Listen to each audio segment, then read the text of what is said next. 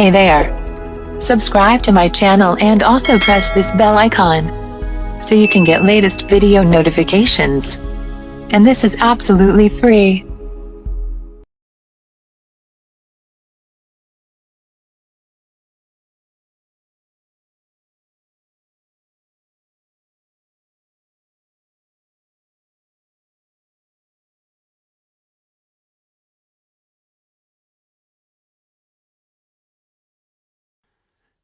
You will hear someone giving instructions to staff at a festival.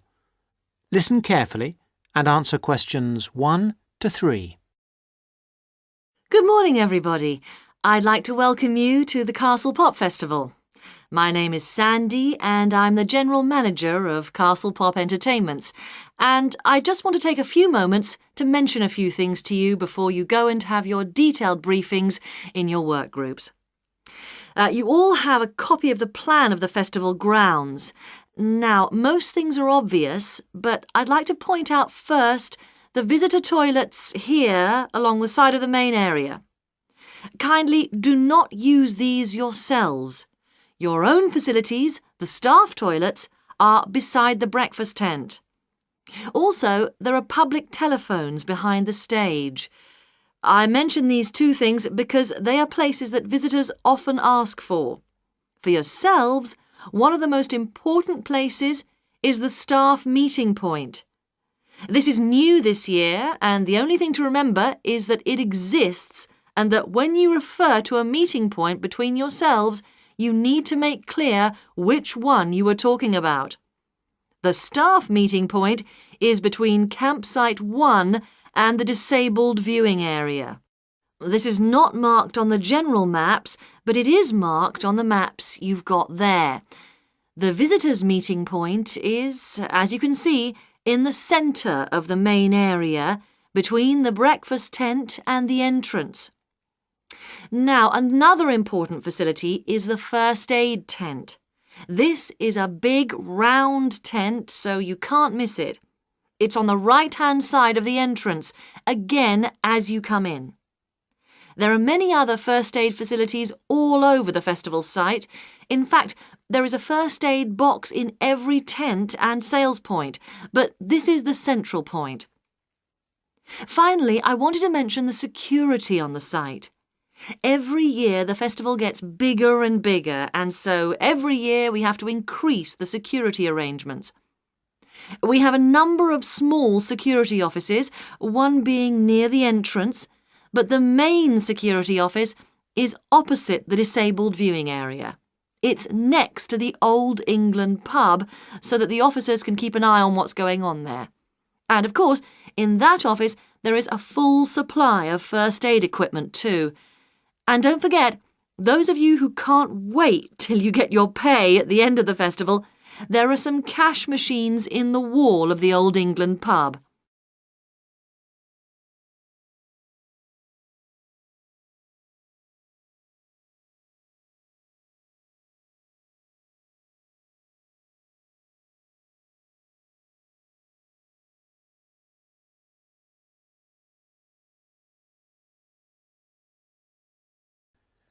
Now answer questions 4 to 10. I do hope you will enjoy working with us this year. It's always good to see some of last year's faces back with us again. We hope this year to put on an even better festival than before. The first year we put on a festival, we called it the Mountain View Pop Concert. And it was a pop concert rather than a festival. We held it inside the castle and you could see the mountains in the background. It was very small and personal. Then we held it in front of the castle, with the castle in the background, and then we started calling it the Castle Festival. Now, this year, we have moved further away into the fields. The advantage is that the castle and the mountains are both there in the distance, but we have as much space as we want in the fields. The only problem with the fields is that sheep use the fields during the spring months and they leave little messages for us all over the place. So please be careful and encourage the visitors to be careful too. Now, it just remains for me to let you know the times of your detailed briefings, which are as follows, and I'm telling you these as they are not, I repeat, not as written down on your welcome letters. Those of you who are working on the children's zone, your meeting is at 2 p.m. in campsite 2. Those of you on the security team need to meet behind the stage at 3:15 p.m. For the people on first aid, please do not meet in the first aid tent. There will not be enough room, but meet at the entrance gates at 4 p.m. Finally, we need everybody, and I do mean everybody, on duty on Monday morning at 8 a.m. for the final clean-up. I'd like to remind you that Monday is the final day of work, not the Sunday. People not coming to the final day will lose 50% of their pay. The meeting place for that is Campsite 1. Now, good luck, and let's make this the best festival ever!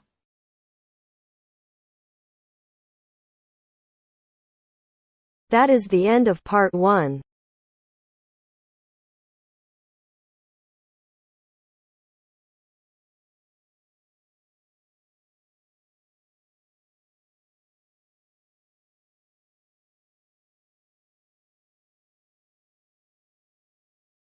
Now turns to part 2.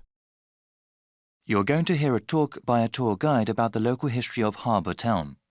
First, you have some time to look at questions 11 to 15.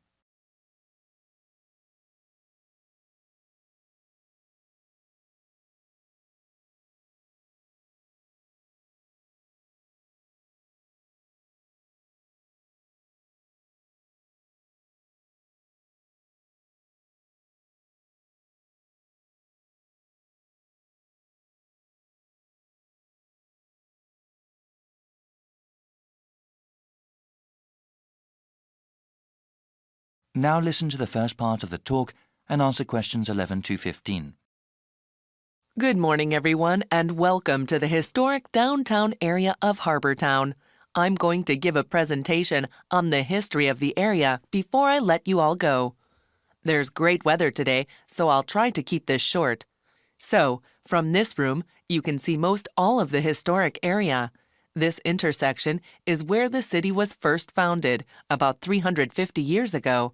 The San Gabriel River is wide and deep, and it was an excellent waterway for the movement of goods.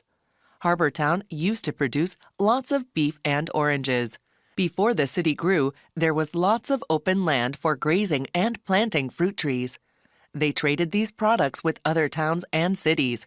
The weather in this region is excellent for growing oranges because there are warm summers and mild winters.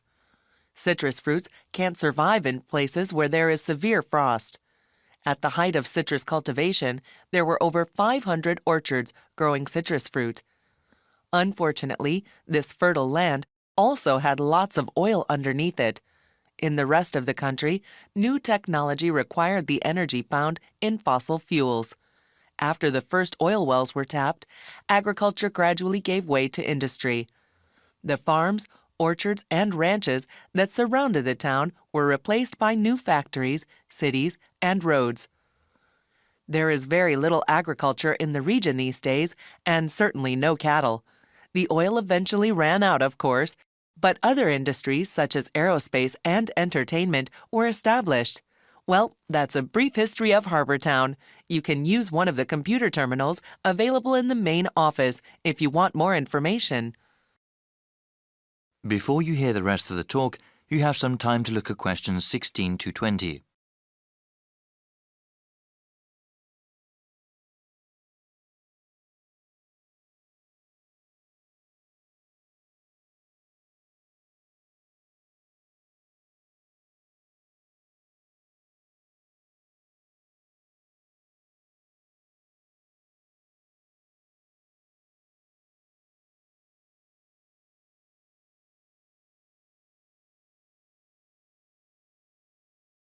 Now listen and answer questions 16 to 20. I will highlight some of the sites here just to give you an idea of what we have in the historic center of Harbour Town. You can then explore the area as you please. So, I've already mentioned the intersection where the city was first founded. The main east-west street is called Sunset Road, and the main north-south street is called Santa Monica Avenue. The central office we are in right now is at the northernmost end of Santa Monica Avenue. There are public restrooms here, as well as computer terminals that connect to the internet. Across from the central office is the fruit market. At its height, people from all over the country came to buy fruit from the distributors there. If you travel south from the market and go past the intersection, you will see the Ranch Museum. Here you can learn about the old ranching lifestyle that was such a hallmark of our region. Now, going back to the intersection, if you go west of Santa Monica Avenue, you will find Old City Hall. It is an excellent example of the architecture of the time. In the opposite direction, going east of the main intersection, you can see Sunny Movie Studios. They don't make movies there now, of course, but it was the first company to make movies in our region. Also, the subway station is accessible from all four corners of the intersection. If you didn't take the bus here today, I am sure that is where you came from. Well, thanks again, and I hope you enjoy your visit to the historic area of Harbour Town. That is the end of part 2. You now have half a minute to check your answers.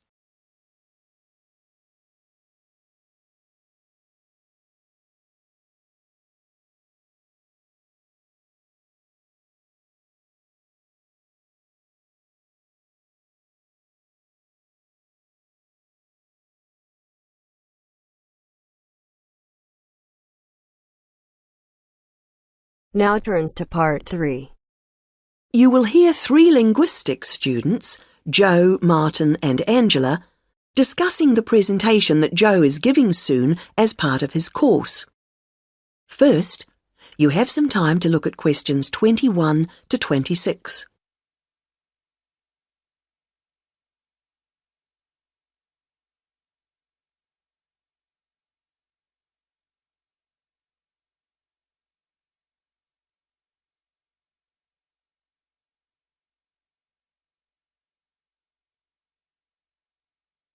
Now listen to the first part of the conversation and answer questions 21 to 26.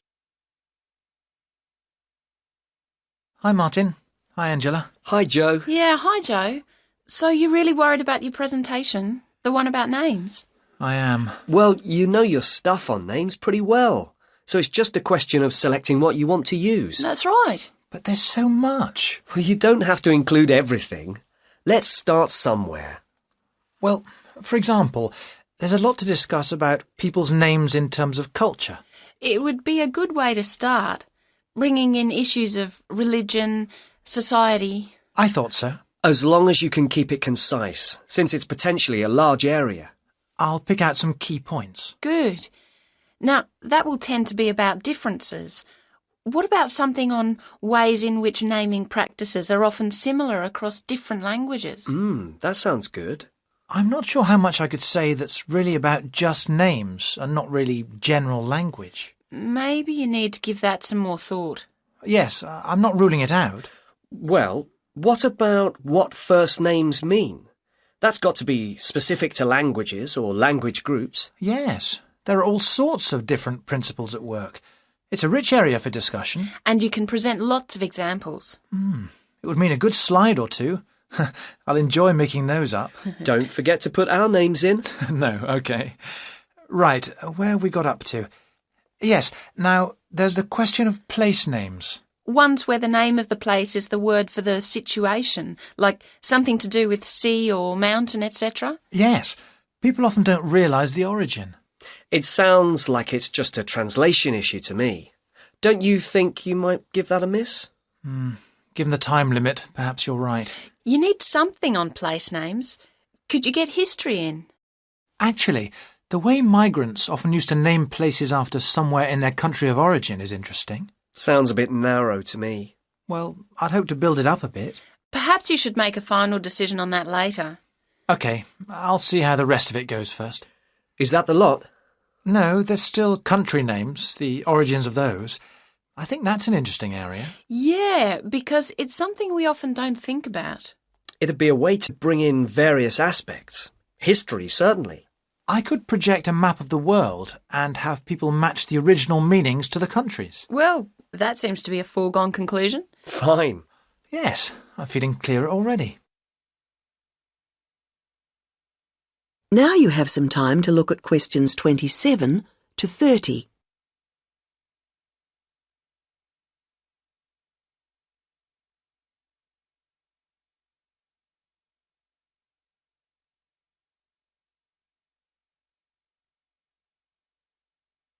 Now listen to the rest of the conversation and answer questions 27 to 30. You know, there's another aspect that I think I'll cover. Yes? Brand names. Isn't that more to do with business studies?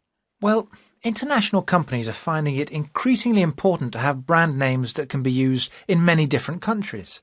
Oh, so they can advertise the same product everywhere? Yes, and it seems that brand names are very special in our brains. How so? Well, there was a research study recently, carried out on a group of about 50 students. They showed them 108 words, and the students had to say whether they recognised them as real words or not. The list included, all mixed up, ordinary nouns, brand names and meaningless words, and they were shown all the words quickly.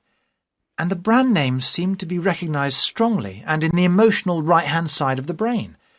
It was interesting that the brand names were recognised more readily if they were displayed in capital letters rather than lowercase, something which doesn't apply to normal words. How strange. What else did the researchers find out?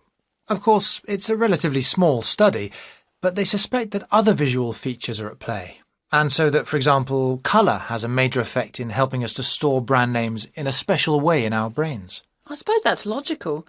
But what do they mean by a special way?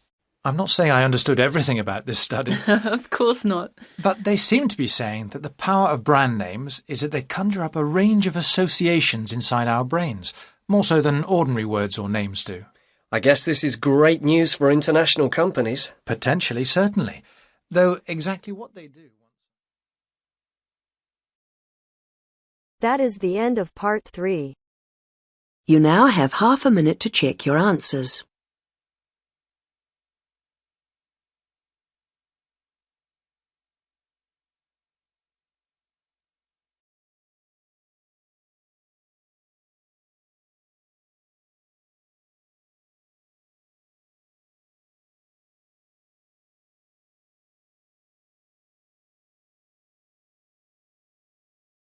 Now turns to part 4. Black bear. First, you have some time to look at questions 31 to 35 on page 126.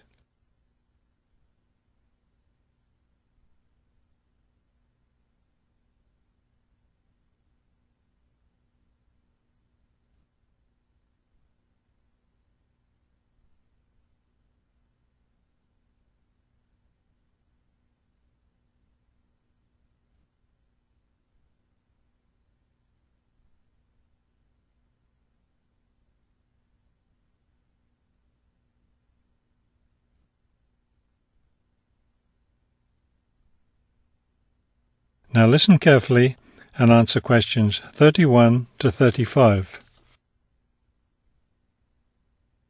The black bear, or Ursus americanus, has a wide range inhabiting forested areas of North America, including Canada, the United States, and parts of northern Mexico. Black bears are omnivores, getting their nutrition from a wide variety of plants and animals. The particular foods any one bear eats depends on what's available in the area where that bear lives, as well as on the season of the year. Generally speaking, plant foods make up 90% of the bear's diet. The rest of its meals consist of animal foods, such as insects and fish. Bears have a relatively long gestation period. Mating takes place in the spring or early summer, but bear cubs aren't born until the following winter. Usually, 2 cubs are born at a time, although some litters may have as many as 5 cubs. Bear cubs are dependent on their mother and may stay with her for close to 2 years. Wild black bears can live as long as 25 years. They've lived for as long as 30 years or more in captivity. Before you hear the rest of the talk, you have some time to look at questions 36 to 40 on page 126.